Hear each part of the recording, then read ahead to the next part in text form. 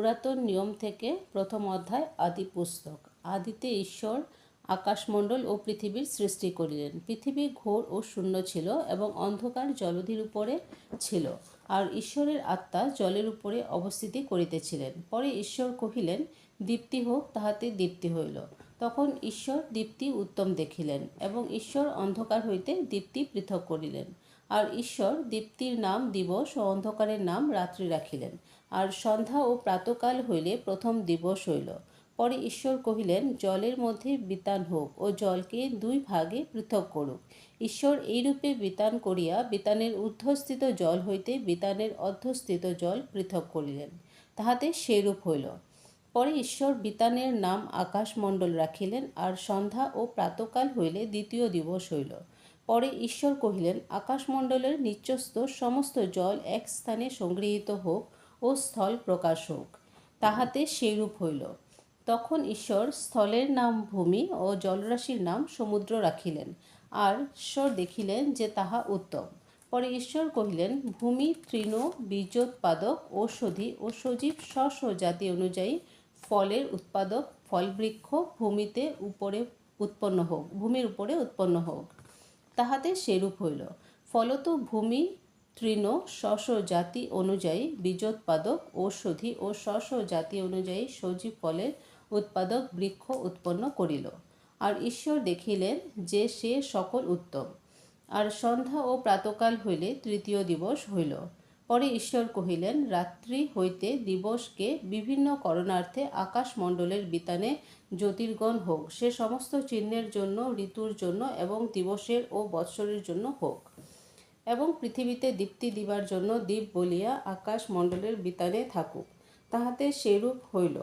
ফলত ঈশ্বর দিনের উপরে কর্তৃত্ব করিতে এক মহাজ্যোতি ও রাত্রির উপরে কর্তৃত্ব করিতে তদপেক্ষা ক্ষুদ্র এক জ্যোতি, এই দুই বৃহৎ জ্যোতি এবং নক্ষত্রসমূহ নির্মাণ করিলেন।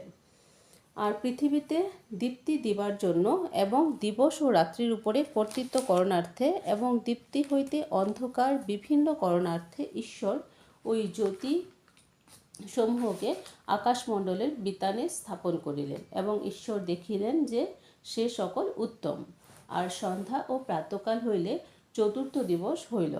পরে ঈশ্বর কহিলেন, জল নানা জাতীয় জঙ্গম প্রাণীবর্গে প্রাণীময় হোক, এবং ভূমির ঊর্ধ্বে আকাশমণ্ডলের বিতানে পক্ষীগণ উড়ুক। তখন ঈশ্বর বৃহৎ তিমিগণের ও যে নানা জাতীয় জঙ্গম প্রাণীবর্গে জল প্রাণীময় আছে সে সকলের এবং নানা জাতীয় পক্ষীর সৃষ্টি করিলেন। পরে ঈশ্বর দেখিলেন যে সে সকল উত্তম। আর ঈশ্বর সে সকলকে আশীর্বাদ করিয়া কহিলেন, তোমরা প্রজাবন্ত ও বহুবংশ হও, সমুদ্রের জল পরিপূর্ণ করো, এবং পৃথিবীতে পক্ষীগণের বাহুল্য হোক। আর সন্ধ্যা ও প্রাতকাল হইলে পঞ্চম দিবস হইল। পরে ঈশ্বর কহিলেন, ভূমি নানা প্রাণীবর্গ অর্থাৎ স্ব জাতি অনুযায়ী গ্রাম্য পশু, সরীসৃপ ও বন্য পশু উৎপন্ন করুক। তাহাতে সেইরূপ হইল। ফলত ঈশ্বর স্ব জাতি অনুযায়ী বন্য পশু ও স্ব জাতি অনুযায়ী গ্রাম্য পশু ও স্ব জাতি অনুযায়ী যাবতীয় ভূচর সরীসৃপ নির্মাণ করিলেন। আর ঈশ্বর দেখিলেন যে সে সকল উত্তম। পরে ঈশ্বর কহিলেন, আমরা আমাদের প্রতিমূর্তিতে আমাদের সাদৃশ্যে মনুষ্য নির্মাণ করি। আর তাহারা সমুদ্রের মৎস্যদের উপরে, আকাশের পক্ষীদের উপরে, পশুগণের উপরে, সমস্ত পৃথিবীর উপরে ও ভূমিতে গমনশীল যাবতীয় সরীসৃপের উপরে কর্তৃত্ব করুক। পরে ঈশ্বর আপনার প্রতিমূর্তিতে মনুষ্যকে সৃষ্টি করিলেন। ঈশ্বরের প্রতিমূর্তিতেই তাহাকে সৃষ্টি করিলেন, পুরুষ ও স্ত্রী করিয়া তাহাদিগকে সৃষ্টি করিলেন। পরে ঈশ্বর তাহাদিগকে আশীর্বাদ করিলেন। ঈশ্বর কহিলেন, তোমরা প্রজাবন্ত ও বহুবংশ হও, এবং পৃথিবী পরিপূর্ণ ও বশীভূত করো। আর সমুদ্রের মৎস্যগণের উপরে, আকাশের পক্ষীগণের উপরে এবং ভূমিতে গমনশীল যাবতীয় জীবজন্তুর উপরে কর্তৃত্ব করো। ঈশ্বর আরও কহিলেন, দেখো, আমি সমস্ত ভূতলে স্থিত যাবতীয় বীজোৎপাদক, ঔষধি ও যাবতীয় সজীব ফলদায়ী বৃক্ষ তোমাদিগকে দিলাম। তাহা তোমাদের খাদ্য হইবে। আর ভূচর যাবতীয় পশু ও আকাশের যাবতীয় পক্ষী ও ভূমিতে গমনশীল যাবতীয় কীট, এই সকল প্রাণীর আহারার্থে হরিত ঔষধি সকল দিলাম, তাহাতে সেরূপ হইল। পরে ঈশ্বর আপনার নির্মিত বস্তু সকলের প্রতি দৃষ্টি করিলেন, আর দেখো সে সকল অতি উত্তম। আর সন্ধ্যা ও প্রাতকাল হইলে ষষ্ঠ দিবস হইল। এইরূপে আকাশমণ্ডল ও পৃথিবী এবং তদুভয়স্থ সমস্ত বস্তুবাহু সমাপ্ত হইল। পরে ঈশ্বর সপ্তম দিনে আপনার কৃত কার্য হইতে নিবৃত্ত হইলেন। সেই সপ্তম দিনে আপনার কৃত সমস্ত কার্য হইতে বিশ্রাম করিলেন। আর ঈশ্বর সেই সপ্তম দিনকে আশীর্বাদ করিয়া পবিত্র করিলেন, কেননা সেই দিনে ঈশ্বর আপনার সৃষ্ট ও কৃত সমস্ত কার্য হইতে বিশ্রাম করিলেন।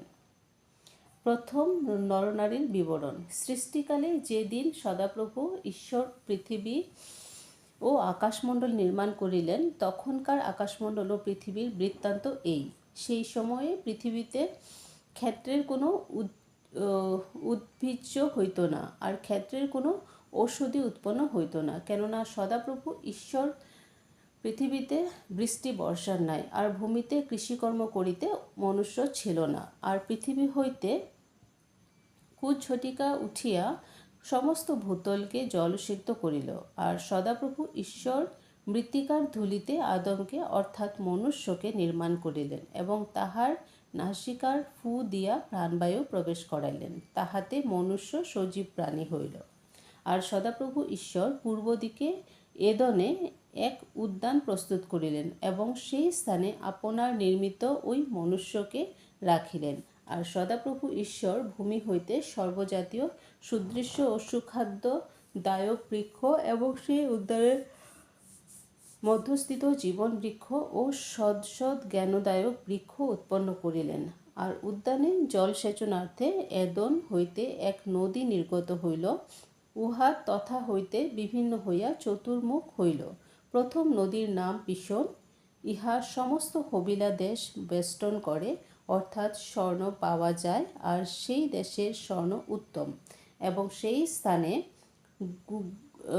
গুগলু ও গোমেতমণি জন্মে। দ্বিতীয় নদীর নাম গিদন, ইহা সমস্ত কুশ দেশ বেষ্টন করে। তৃতীয় নদীর নাম হিদেকেল, ইহা অসুরিয়া দেশের সম্মুখ দিয়া প্রবাহিত হয়। চতুর্থ নদীর নাম ফরাত। পরে সদাপ্রভু ঈশ্বর আদমকে লইয়া এদনস্থ উদ্যানের কৃষিকর্ম ও রক্ষার্থে তথায় রাখিলেন। আর সদাপ্রভু ঈশ্বর আদমকে এই আজ্ঞা দিলেন, তুমি এই উদ্যানের সমস্ত বৃক্ষের ফল স্বচ্ছন্দে ভোজন করিও, কিন্তু সৎ জ্ঞানদায়ক যে বৃক্ষ তাহার ফল ভোজন করিও না, কেননা যে দিন তাহার ফল খাইবে সেই দিন মরিবেই মরিবে। আর সদাপ্রভু ঈশ্বর কহিলেন, মনুষ্যের একাকী থাকা ভালো নয়, আমি তাহার জন্য তাহার অনুরূপ সহকারিণী নির্মাণ করি। আর সদাপ্রভু ঈশ্বর মৃত্তিকা হইতে সকল বন্য পশু ও আকাশের সকল পক্ষী নির্মাণ করিলেন। পরে আদম তাহাদের কি কি নাম রাখিবেন তাহা জানিতে সেই সকলকে তাহার নিকটে আনিলেন। তাহাতে আদম সে সজীব প্রাণীর নাম রাখিলেন, আর সেই নাম হইল আদম যাবতীয় গ্রাম্য পশুর ও খেচর পক্ষীর ও যাবতীয় বন্য পশুর নাম রাখিলেন, কিন্তু মনুষ্যের জন্য তাহার অনুরূপ সহকারিণী পাওয়া গেল না। পরে সদাপ্রভু ঈশ্বর আদমকে ঘোর নিদ্রায় মগ্ন করিলে তিনি নিদ্রিত হইলেন, আর তিনি তাহার একখান পঞ্জর লইয়া মাংস দ্বারা সেই স্থান পুড়াইলেন। সদাপ্রভু ঈশ্বর আদম হইতে গৃহীত সেই পঞ্জরে এক স্ত্রী নির্মাণ করিলেন ও তাহাকে আদমের নিকটে আনিলেন। তখন আদম কহিলেন, এবার হইয়াছে, ইনি আমার অস্থির অস্থি ও মাংসের মাংস, ইহার নাম নারী হইবে, কেননা ইনি নর হইতে গৃহীত হইয়াছেন। এই কারণ মনুষ্য আপন পিতা মাতাকে ত্যাগ করিয়া আপন স্ত্রীতে আসক্ত হইবে, এবং তাহারা একাঙ্গ হইবে। ওই সময়ে আদম ও তাহার স্ত্রী উভয়ে উলঙ্গ থাকিতেন, আর তাহাদের লজ্জাবোধ ছিল না।